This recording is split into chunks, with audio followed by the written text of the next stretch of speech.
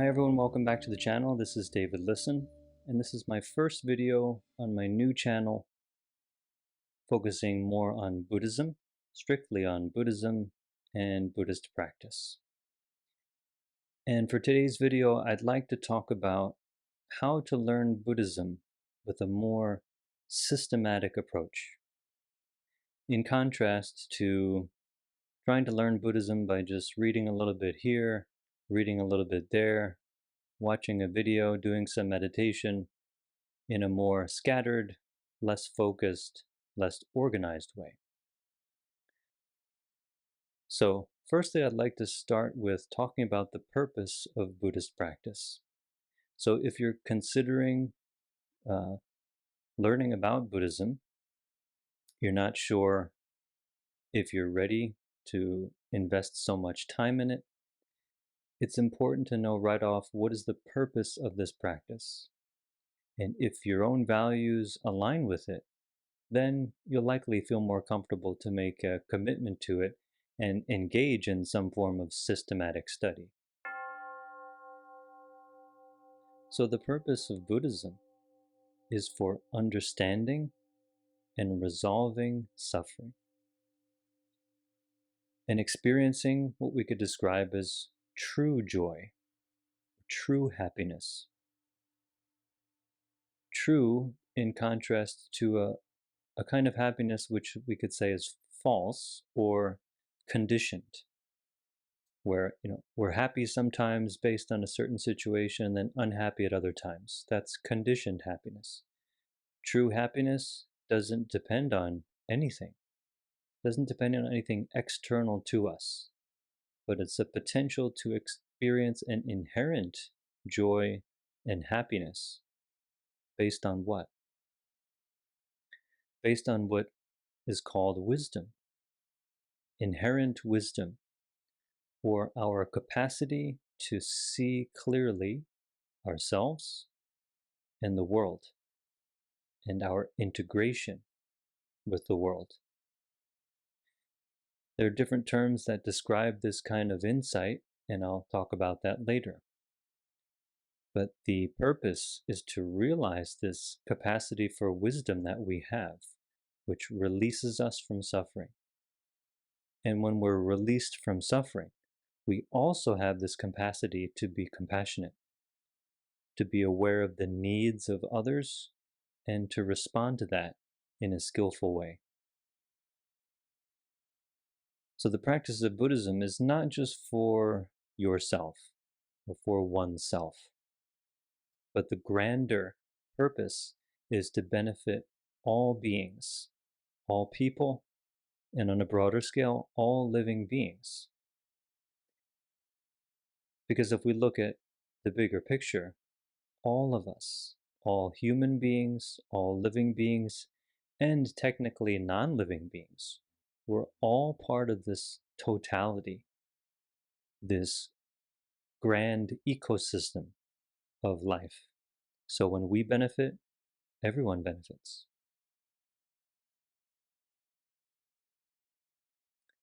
So what does Buddhist practice actually entail? Buddhist practice has three main studies. They're called the three learnings. But it's not just an intellectual learning. It's a complete practice. So the main practices of Buddhism are discipline, what's translated often as concentration. I like to use the word stability, referring to stability of mind, and wisdom. The Chinese are 戒, 定, 慧. I'll talk about concentration first, because this is often the most attractive for people who hear about Buddhism, which is, meditation. This concentration or mental stability that we develop in meditation, it's helping us develop equanimity, meaning that our mind is becoming more and more calm and less disturbed by things, whether it's internal experience or some external stimulus. Meditation practice begins with concentrating the mind and developing a concentration that's minimizing distracting thoughts and can develop into a concentration which is better described as absorption, where the mind can be so concentrated, so internally absorbed, that it's unaware of the external environment, but completely aware of our internal experience. And that more internal absorption of the mind is often referred to as the 4 dhyana and 8 samadhi. Again, that term samadhi refers to this equanimity of mind, stability, ongoing stability of mind. The Chinese is 四禅八定. So concentration can develop to a point where there's not only concentration, but if a person has wisdom, in this state of absorption, one can also experience the liberation of the mind, the releasing of all attachment. And that's what's called the 9th samadhi, or the experience of absorption where thought and sensation have stopped. We could say all the coarse mental functions and even the subtle mental functions have stopped, even thought or sensation at any level. Of course, this is a very absorbed state where the person's just sitting there. They're still alive, but the mind is not functioning at all, other than the awareness of being alive, the awareness of the body still being alive. Although there may not be an awareness of the feeling of the body, the person knows there's life there. This is a samadhi, or an absorption, only realized by people who are liberated. And this is not something easy at all to achieve. So, although it's easy to talk about, it's not at all something easy to achieve, but it's worth mentioning. In later Buddhism, there's another samadhi which is called the Mahayana samadhi, or sometimes it's called the Shou Leng Yan San Mei, the kind of most supreme Shurangama samadhi, which is a reference to a teaching of the Buddha. In this samadhi, all mental functions are actually present and happening. There's seeing, hearing, smelling, tasting, touching. There's also thought, potential for thought, mental activity of all kinds. The difference is that self-attachment is gone. Suffering is gone. But the person can be fully active and engaged in daily life, engaging with people, engaging with situations, and responding with wisdom and compassion. This kind of samadhi is described as the concentration of the Buddha, where the mind is stable and unmoving in all kinds of situations. In the Platform Sutra of the 6th ancestor master in the Chan tradition, the Liu Zu Tan Jing, this is what's called the Yixing San Mei, or the samadhi of one practice, or one approach to developing mental stability, which is the practice in all situations of being aware of internally, externally what's happening, and yet being able to let go of all attachment.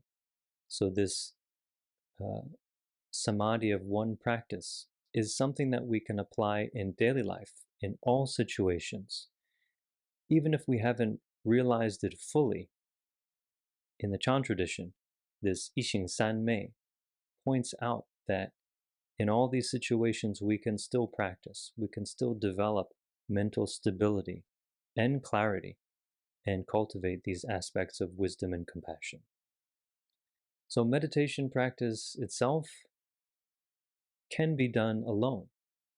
But if a person only knows a little bit about the method, how to sit there and maybe follow one's breathing, but one doesn't know about the theory behind the method, the process of practice, and what can happen along the way, if we don't know about these things and we don't have guidance, it can be very difficult to even have the most basic kind of concentration. So that's why it's important to have a map of the practice. And this is actually corresponds to the next aspect of Buddhist practice, wisdom, or 智慧. Wisdom is this overall map of Buddhist practice. It's the map of meditation. It's the map of the basic principle of how to go from suffering to liberation from suffering. And it also includes a map of discipline, a way to live our daily lives in a healthy way that minimizes harm and maximizes benefit. So wisdom can be an intellectual kind of knowledge. Chinese, it's called 文字般若. 般若 refers to 智慧. 般若 is a translation of prajna, which means wisdom in Sanskrit. It can be conceptual, based on words and language, so that reading instructions on meditation, reading and learning about the principles of how to live wisely, we accumulate knowledge and it helps give us direction. This is intellectual wisdom, and it's useful. It's essential, actually. This can then lead to a second kind of wisdom, or the wisdom of observation. 观照般若. And the wisdom of observation is the process of practicing, the process of using a clear mind, a stable mind, to observe ourselves and the world. This observational wisdom can then lead to what's called real wisdom, or the wisdom of reality, 实相般若. And this just refers to an insight, not an intellectual understanding, but an experiential insight into the reality of impermanence, the reality that all forms, all formations, as it's said, all things are impermanent. Because they're impermanent, there's no fixed self. Described in a more comprehensive way, everything is empty, from the largest to the smallest thing. Not one single thing has its own self-nature. Everything is just a product of causes and conditions. This real wisdom, or wisdom of reality, liberates us from suffering. When we can see how things truly are, then we don't create suffering because of seeing things how they're not, seeing things as permanent, seeing things as separate selves, isolated selves. This wisdom is what truly liberates a person from suffering. So these above two aspects of Buddhist practice are probably the most attractive ones: meditation, or developing mental stability, and wisdom. But we have to remember that these practices won't be successful without the foundation of the third practice, discipline. Discipline, or 戒律, precepts and discipline, refer to living in a way that minimizes harm and maximizes benefit. When I say maximizing benefit, it refers to maximizing one's chance to be liberated from suffering and to minimize or help other people also be relieved of their suffering. Minimizing harm refers to, more obviously, minimizing the pain and discomfort that we and others could experience from unskillful behavior. and to maximize the experience of freedom and ease of our body and mind based on skillful ways of living. So we're basically learning to not do things that disturb ourselves and others, and that maintains the health of our body and mind. 5 basic practices of discipline are called the 5 precepts, or 五戒, which are a basic ethical code of behavior, which include not to kill, steal, lie, have sexual misconduct, which basically refers to not having affairs or promiscuous, unhealthy sexual relationships, and not to have intoxicants, which we can get into. I think that deserves a video in itself. How Buddhism's unique aspect of ethical code includes to not intake or to not use intoxicants or intoxicating substances. There are advanced precepts called the Bodhisattva precepts, Pusa-jie, for a person who wants to be more proactive in living in a way that's compassionate and considerate of the suffering and the sensitivity of all sentient beings. The Bodhisattva precepts are much more proactive in that they give us guidelines for not only what not to do, but what to do to minimize harm, maximize benefit, maximize everyone's potential for ability for liberation, freedom from suffering. Then there are the strictest precepts within Buddhism, which are for Buddhist monastics, monks and nuns, who adopt a way of living that intentionally abandons or renounces any kind of behavior that could potentially increase one's craving, especially. And of course, leaving and abandoning behavior that can lead to anger as well as more ignorance. So this includes vows of celibacy, poverty, and restrictions on food and possessions. These are basically some of the most basic things that we crave the most for: food, power, sex, money, wealth, material wealth.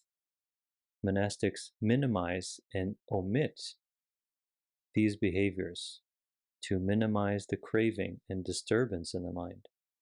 So these precepts are specific for Buddhist monks and nuns and people who are about to enter the monastic life. There are other categories of a practitioner which we won't discuss here, and there are special precepts or special guidelines for those people. But discipline also includes not only just precepts or ethical code, but structured living, or a well-regulated, balanced lifestyle that allows us to have a healthy body and mind so that we can engage in the practice diligently.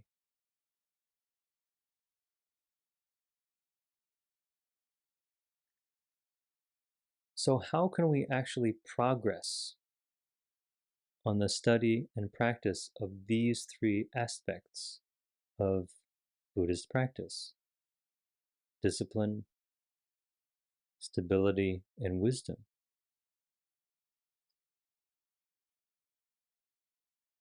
In my opinion, it's best to have a teacher and a community. If we want to really invest in something and learn something deeply, doesn't it make sense to learn from people who are already deeply invested in it and well practiced?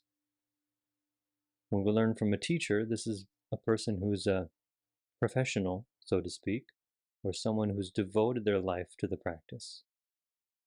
When we learn from a community, we learn from a large group of people A large group could be a small group of 4 people, maybe 4 or 5 or 10 people. But to have a larger community, there's a benefit to practicing in a large group because there are more people to learn from. And from another angle, there are more people to reflect back to us. The more that we engage with people who are practicing and self-aware, we can see ourselves more easily when we're faced with a person who is genuine and sincere and who sees us clearly. To be in the presence of a person whose mind is calm and clear, and they're just listening to us attentively as we speak, as well as engaging. But when someone listens to us deeply, and you may have had this experience yourself, we can actually start to hear ourselves, hear how we speak, and hear or be more aware of what we're thinking, how we think, and overall be more self-aware of our thoughts, speech, and behavior. So practicing in a community is very powerful and beneficial because we have this support from many people who are on the same path. But it's important to remember that teachers are human. They're not saints. They're not perfect. And if they tell you they're saints, I would keep far away. If the teacher says they're perfect and flawless, claims to be a Buddha, claims to be enlightened, I would stay far away from that teacher. Because usually teachers who claim that they're saints have some motive for saying so. Why would they tell you they're perfect? For those teachers who are saints, I think they wouldn't have any reason to tell anyone. It's their business, or it's their insight. So it's important to remember that teachers are humans, and that as long as they understand the principles of Buddhism and lead a basically ethical life, of course they'll make mistakes, but as long as it's a basic, healthy way of living, and that they understand the principles of Buddhism, we can learn a lot from them. And if they learn from their mistakes, if they share how they learn from their mistakes, I would say they're even more reliable because they're willing to be vulnerable and show their humanity. And communities aren't perfect either. All communities have problems. So if you go looking for a community and you see these problems here and there, you don't like this, you don't like that, I would say just remember that where there are people, there are problems. That goes for lay people in the Buddhist community, and it also goes for monastics. Monastics have their problems. And so if you see this, I would say as long as it's not very big problems that can cause great harm to people, and it's more minor issues or just conflicts of ideas, but as long as the community is willing to work on these problems, and as long as we see that people are treating each other with compassion, even in the midst of argument or conflict, that's a good sign that it's a mature community. A community that's willing to discuss the problems in the open and resolve them together in a respectful and compassionate way. I would say that if you see that kind of community, that's a reliable community. For those of you who don't have the opportunity to study with a community, it's okay. You can still practice alone based on the principles I'm about to share.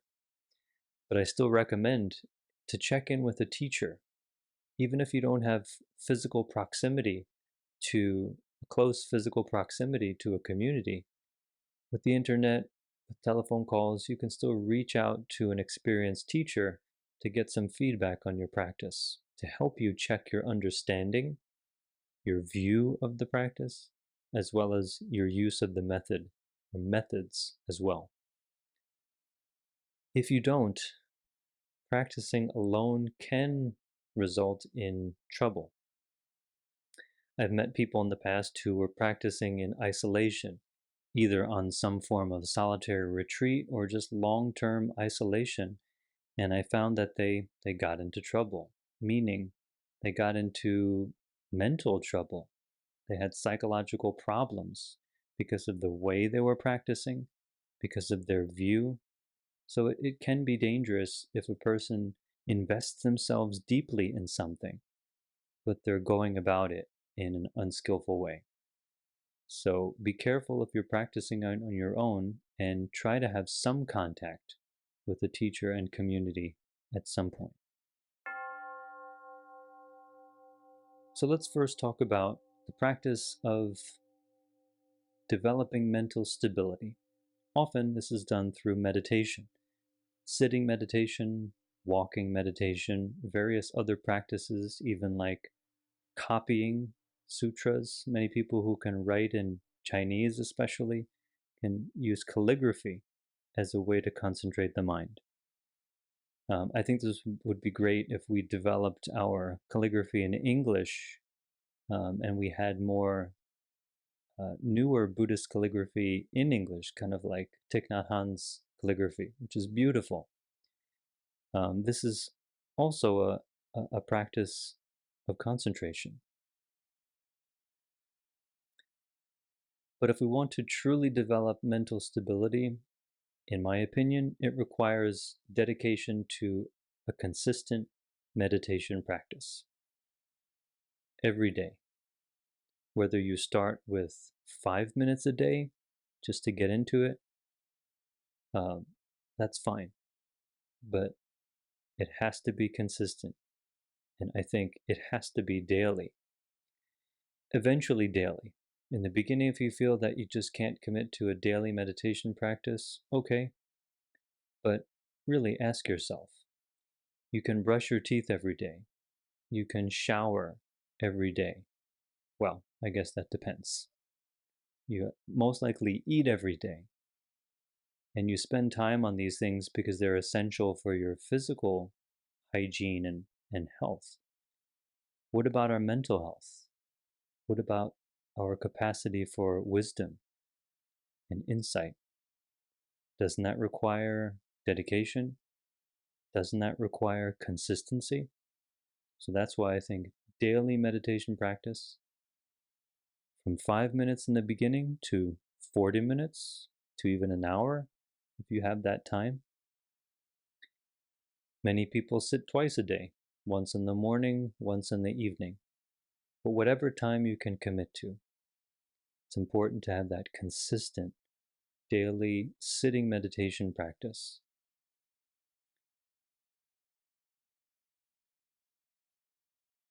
It's important also to do meditation retreat, whether that's a 1-day retreat or a 10-day retreat, or in between a weekend retreat. It's important to have these periods of more intensive practice throughout the year. So I'd recommend going at least once a year to start. And if you can, eventually going once every couple of months for a weekend. Maybe once a month for a 1-day retreat, once every couple of months for a weekend retreat, once a year for a week-long or longer retreat. And of course, if you have the opportunity to go to a week-long twice a year, that's, I think, wonderful. In addition to going to retreats and practicing under a teacher and with a community, to have your own buddy system where you practice with a group of people more regularly, once a week, to have a group practice with even a handful of people is a very supportive, powerful thing. So if you have a nearby practice center that you can go to, that's great. If you don't, what about a meditation buddy or group of buddies who either sit together in person or sit together online weekly? Next, we can integrate mindful practices into our daily life, such as doing things more mindfully, doing things with more awareness, and first choosing specific activities that we would do daily more mindfully, such as brushing our teeth with full awareness, doing the dishes, going for a walk, doing chores. You can first choose one activity, but then gradually integrate this mindful way of being into all activities of daily life. So it's important to not divide our attention, because we often, I think it's safe to say that many of us divide our attention throughout our whole day, meaning what we call multitasking is actually a scattered attention. We're attending to one thing, and then the next moment we're attending to something else, trying to do two things at once or three things at once because we think it will save time. Or many people that I work with say that they just want to listen to this podcast and they don't have enough time in the day to sit down and sit for 30 minutes for this podcast and then sit for another 30 minutes and just listen intently to a podcast. So they listen while they walk, they listen while they drive, they listen while they do the dishes. And I've done it myself, but that's dividing our attention. It's actually scattering our mind so that if we're listening to a podcast while doing the dishes, we're not really doing the dishes. We have partial awareness of doing the dishes and partial piecemeal awareness of the podcast we're listening to. So you're not absorbing the content of the podcast well, and you're not washing the dishes well. This divided attention just disturbs our mind and actually doesn't bring much benefit. We get a little bit of information, but we also don't get a deep impression because our mind is so divided and scattered.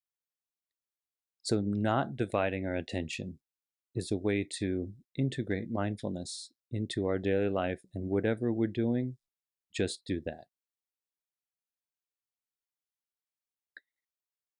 If we live in this way, fully aware of what we're doing, fully aware of the task at hand, fully aware of engaging with people, we start to become much more aware of our reactions and much more aware of our patterns of craving or aversion or our rigid fixation to our views. When we can do that, we can gradually let go of our self-centered reactivity to everything, and still respond, but to respond in a way which has an open awareness to the situation and the ability to see what's good for the situation, what's good for everyone involved, what's the wise and compassionate thing to do. The more we practice, the more we can naturally respond in that way. And as I mentioned, it's important with meditation to check in with a teacher. The practice of meditation can result in a lot of different really unique, not ordinary experiences of our body and mind. So it's important that you can check in with a teacher and don't just evaluate yourself. Don't just look at a Buddhist teaching and say, oh yeah, that was what I experienced. Oh yes, that's the second level of dhyana. Or, oh yeah, that's probably the eighth samadhi. That's very dangerous to evaluate yourself based on your own limited experience. So to check in with a teacher, you can get a much better idea of what you're going through and then how to progress. And if through meditation you think you're enlightened, you're not. That's important to get clear. If you think you're enlightened, you think you got it, you're not. So it's important to just continue the practice. No matter what you experience, just continue.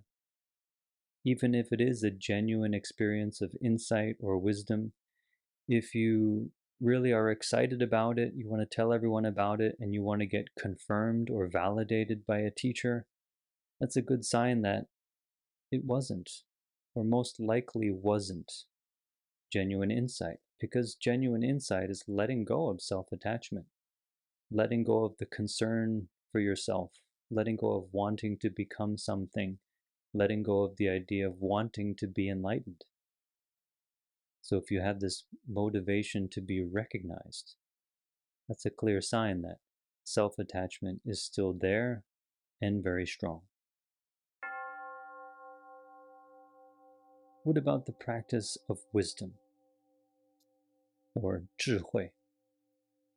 So with wisdom, it's important to study, to listen, and to reflect on the teachings of Buddhism. So, of course, we can read. There's plenty of books and literature, listen to lectures and videos. And when we reflect on what we've heard, it's important not just to think about it, but to really internalize what we've heard. So that one practice which I do when I read is that I may read a brief passage or read a paragraph and then put the book down. Just pause and observe myself. Observe my experience at this moment. Quietly observe to see if what I just read is something that I can experience. And if it's something that I can't yet experience, to still observe myself and how those words that I just read, or how what I have just heard, how it's resonating with me. This is a way of reflecting on the teachings which is not only intellectual, but it's more experiential, using the words as a guide to apply in our practice of this moment, to apply in our practice of living. So wisdom begins with reading, begins with thinking, begins with organizing the teachings that we've heard. But we have to remember it's to be used in combination with our method of practice, what I just mentioned before about being mindful, as well as using the method of sitting meditation. If wisdom or the knowledge of Buddhism is not applied in a method, or it's not applied in our daily life, then it's just plain knowledge. We just accumulate knowledge which doesn't have much benefit at all. The knowledge of Buddhism is meant to be applied.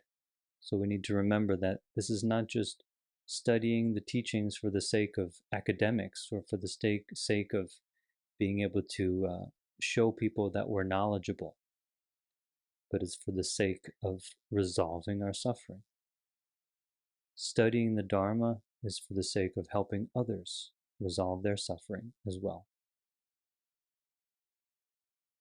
So it can help to take notes and organize what you've read or organize what you've heard, either in the moment of reading and listening, as well as after you've read and learned for a period of time. Say you finish a book, to sit down and map out what you've learned. Sit down and organize, and I find it helpful for myself to organize in terms of using an outline, using a visual map, to use keywords and phrases to simplify and consolidate all that you've read in a book or a particular teaching, and to summarize it. That process of organizing and summarizing what we've learned is a very powerful tool to help us have an even deeper impression of what we've learned.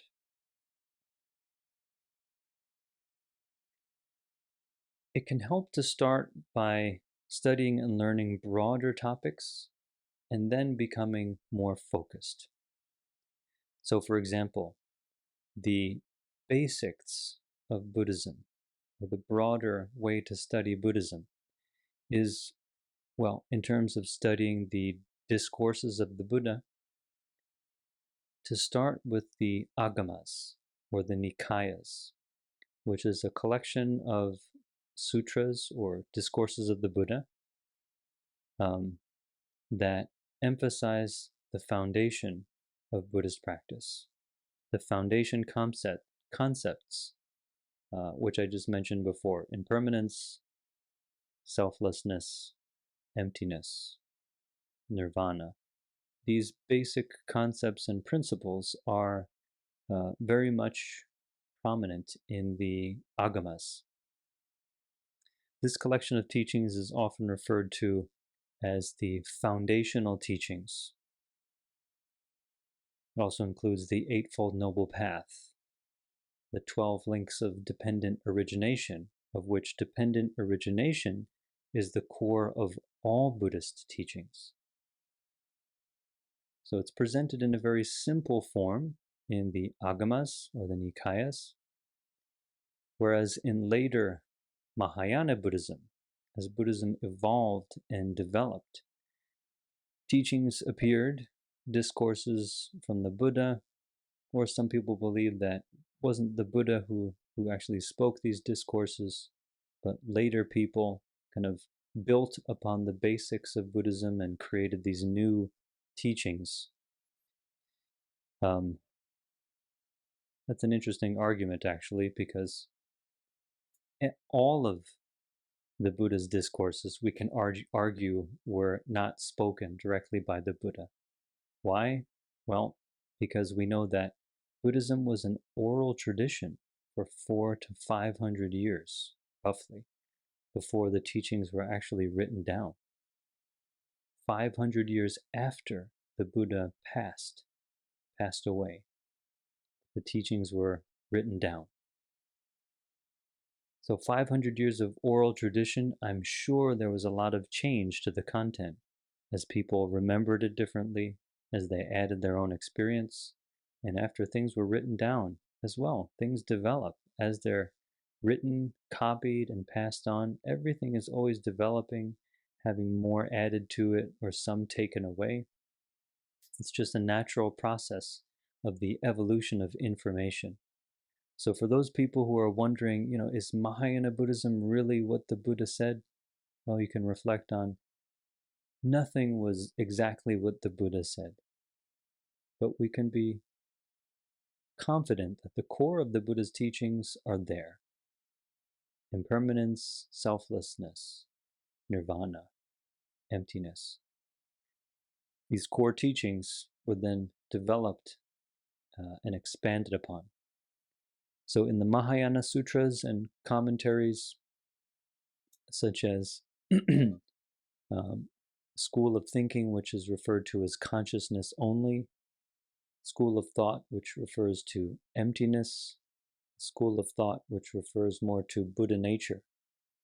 These three main streams of thought within the Mahayana Buddhism expand upon the teaching of dependent origination in their own unique way, from their own angle. And I'd like to do another video based on just these three systems of thought. You can first, again, study the foundation of the Agamas, the Nikayas, then later the Mahayana texts and teachings, and read a few sutras that correspond to the teachings of consciousness only. Read a few sutras or commentaries based on emptiness, a few based on Buddha nature. Because all of these teachings have value, that they can help us to understand ourselves and understand our suffering and resolve it. So I think to have a mature view of these teachings can be helpful, to know that they developed over time, they expanded over time. But if we look at them closely and then look at them as a whole, they all share these core values and views.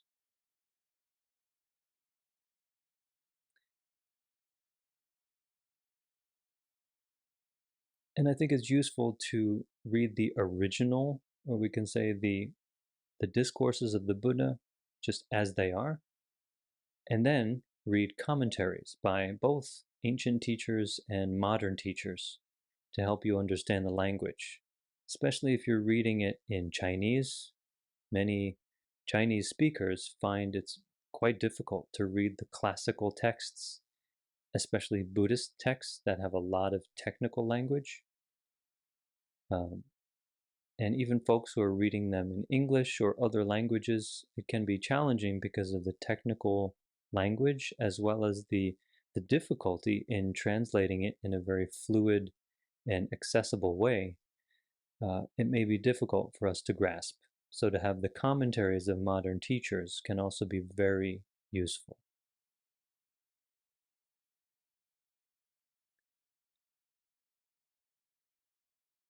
And it's important to remember that all of these words, all of these concepts that we study on this path of Buddhist practice, the concepts are just guides. They're just like a map. We need to use these concepts in our life to observe ourselves, to live more wisely. If we're going to use the Dharma like a map, then we walk, or we go on the journey, or we hike. The map is just a reference. We need to really immerse ourselves in the hike or in the journey. So it's important to remember that true wisdom is something that's alive, something that we realize. It's not just these dead words. The Buddha said that the Dharma is like medicine.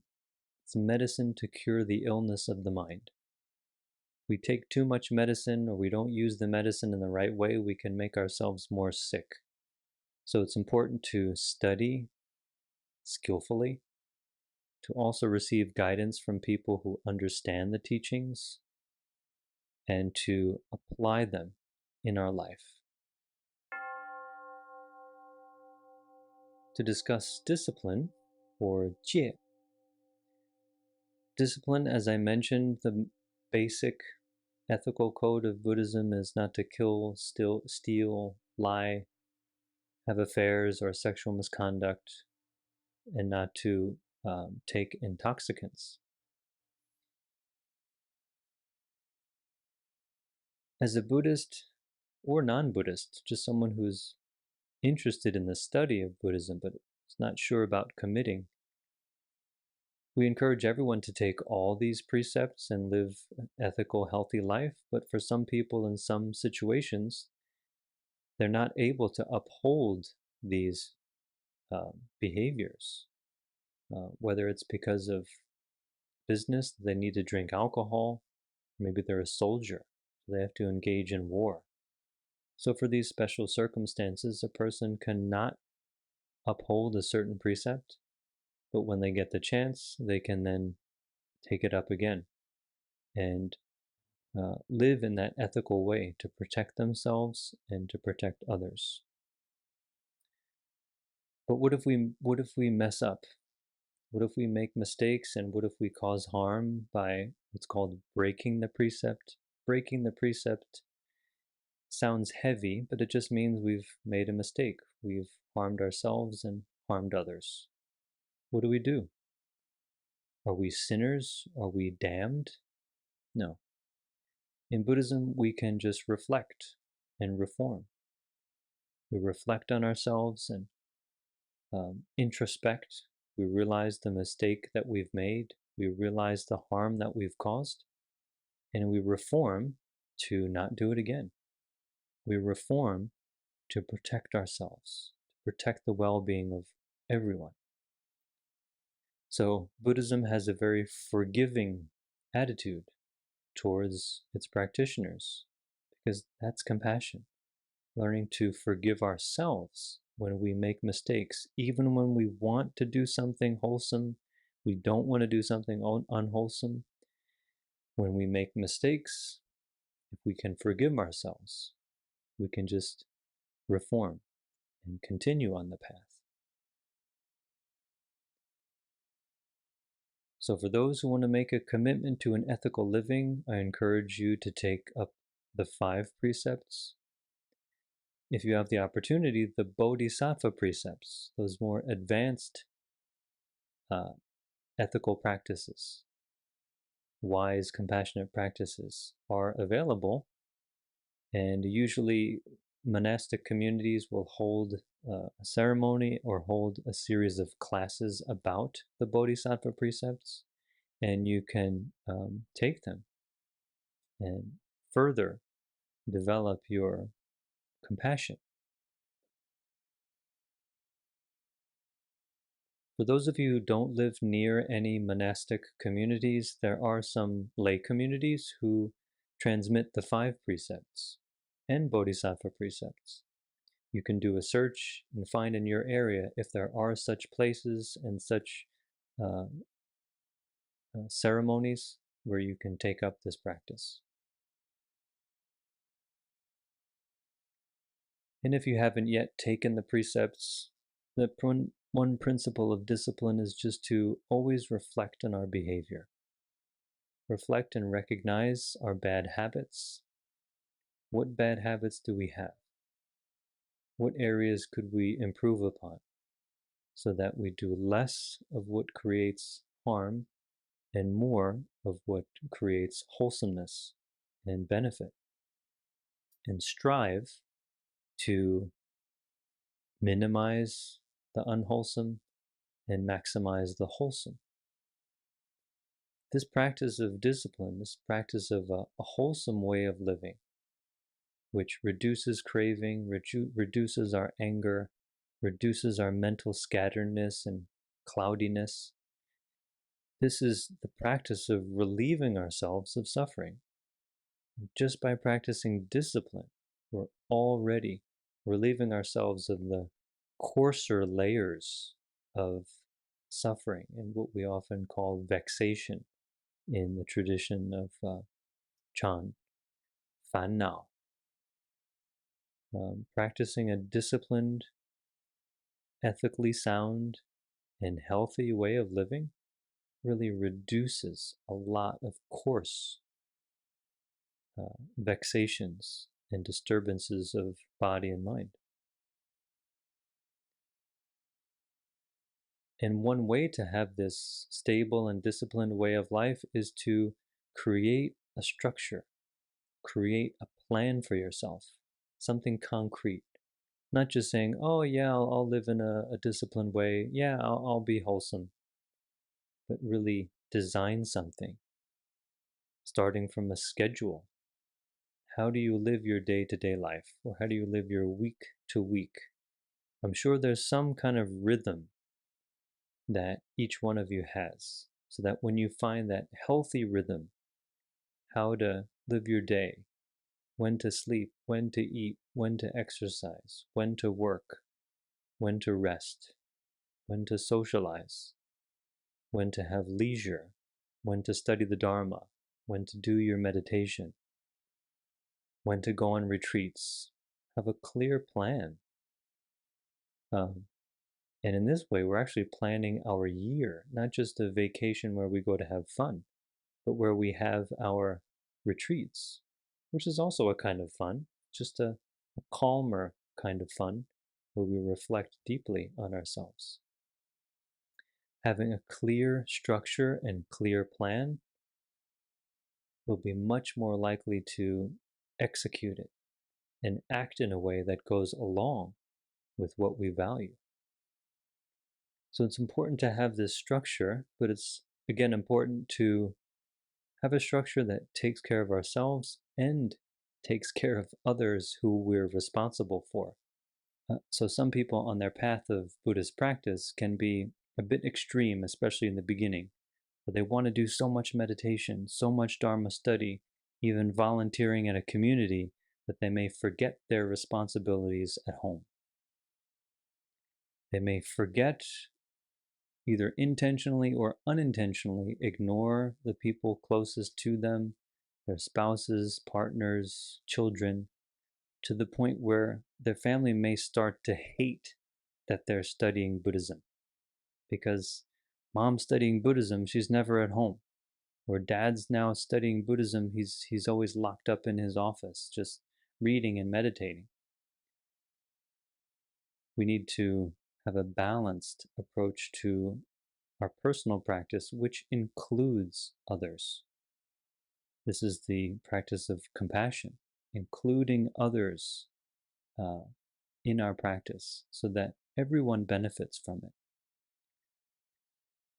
So, unless we're academics, we also want to have a balance of how much we study and how much we read so that we don't have an overload of information and so that we're applying it in our daily lives.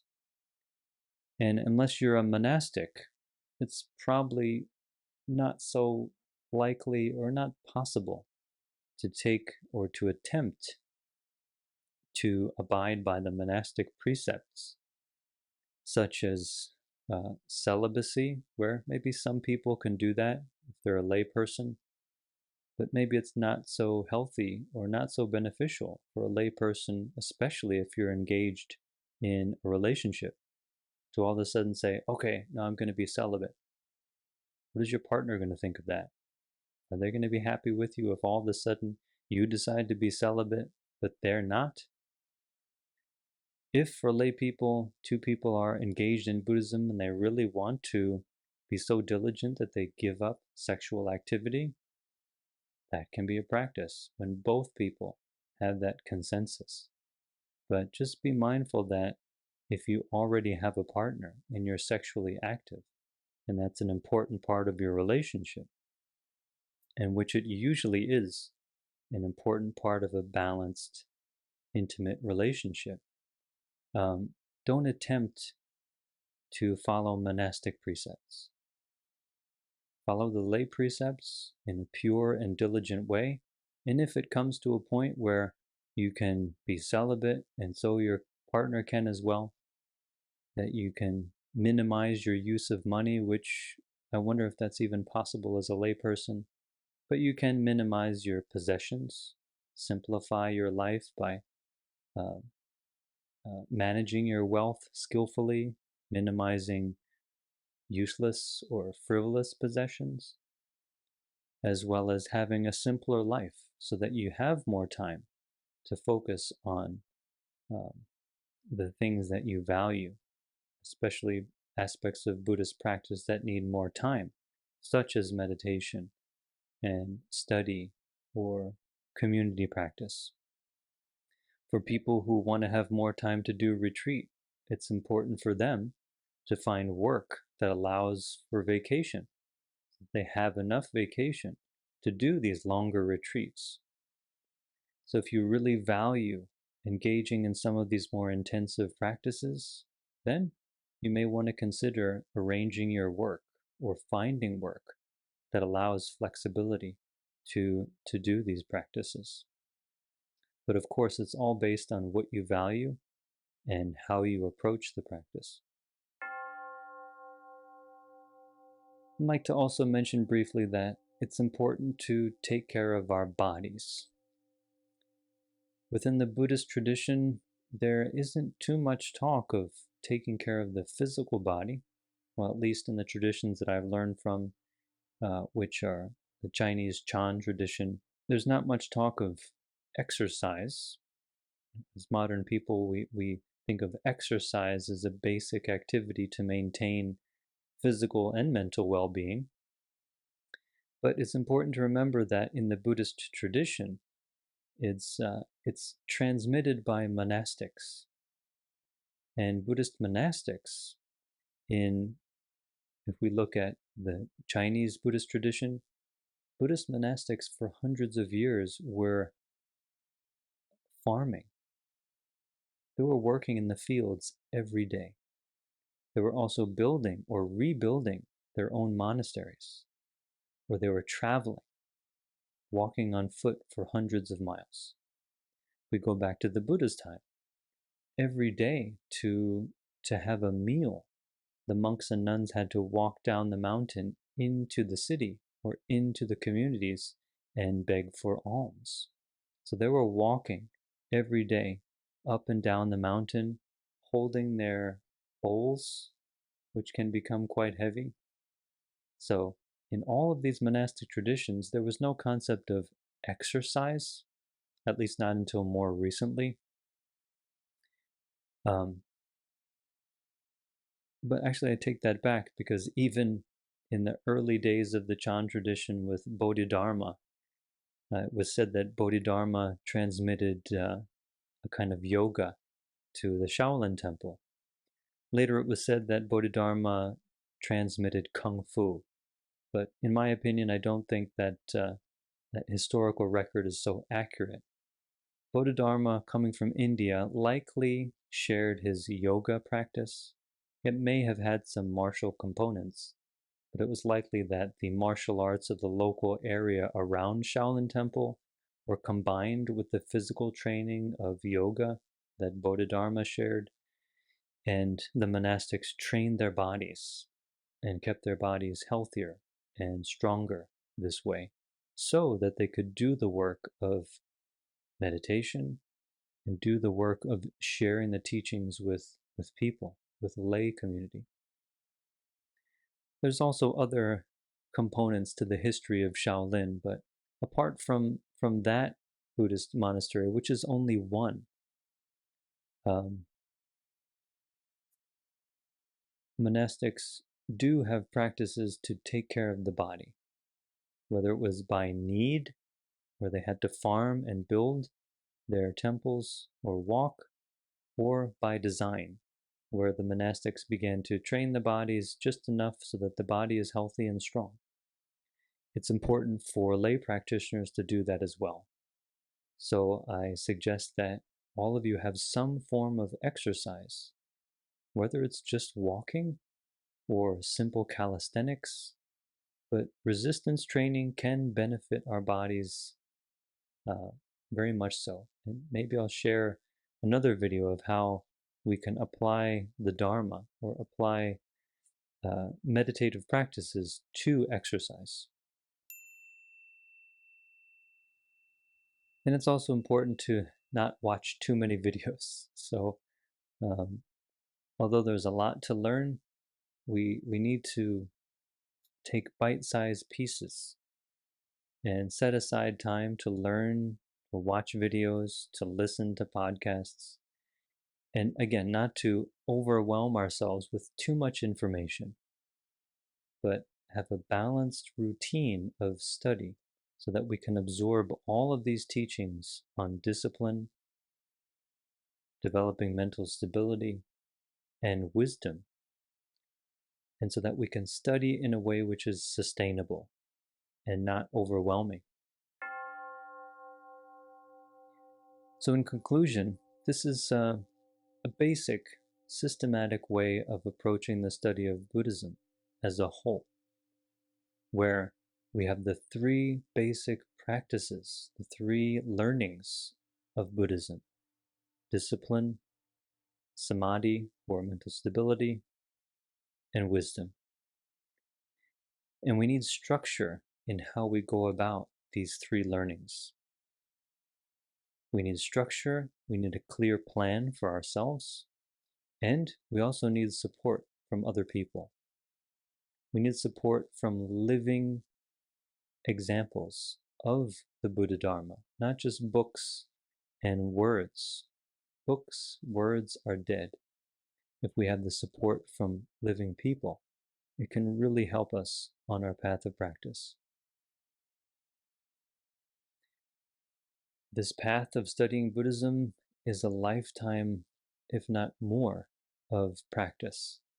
So it needs a kind of aspiration or really strong determination to make a commitment to understanding ourselves deeply, understanding how we suffer, understanding how we can resolve suffering, so that we can understand and experience how to bring that same benefit to other people. So this requires determination, consistent practice, and we can benefit from having a vow, clearly telling ourselves or setting up this aspiration for, what do I want to do with this practice? What's the ultimate goal? By renewing that vow day after day, we'll have more energy and more determination to consistently engage in this systematic approach to studying the Dharma. So in the following videos that I'll be putting out on this channel, I hope to get into more detail about how to engage in this practice and study. In particular, how to better learn from the sutras and the commentaries of the ancient teachers as well as modern teachers, so that we have a clear structure of the concepts, the theory behind the practice. Because from what I've seen, there's really just not too much information in English, so I hope to organize a bit of that structure of the Buddha Dharma theory and various lines of thought of Buddhism to help you have a clear direction of where you can start. So I hope this video was helpful. I'd be interested to hear your comments and feedback. And in the meantime, practice wisely.